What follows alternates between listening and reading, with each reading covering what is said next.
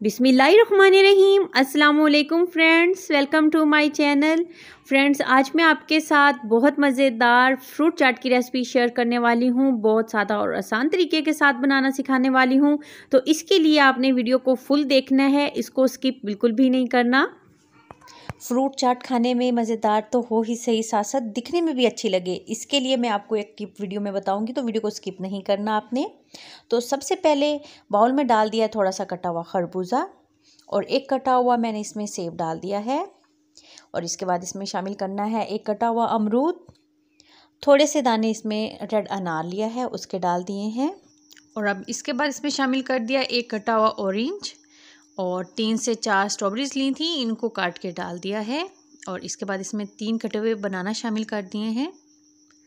और बनाना शामिल करने के बाद इसमें डालने हैं कुछ कटे हुए बादाम और धुली हुई थोड़ी सी किशमिश डाल दी है, बहुत ज़बरदस्त फ्लेवर आता है इससे।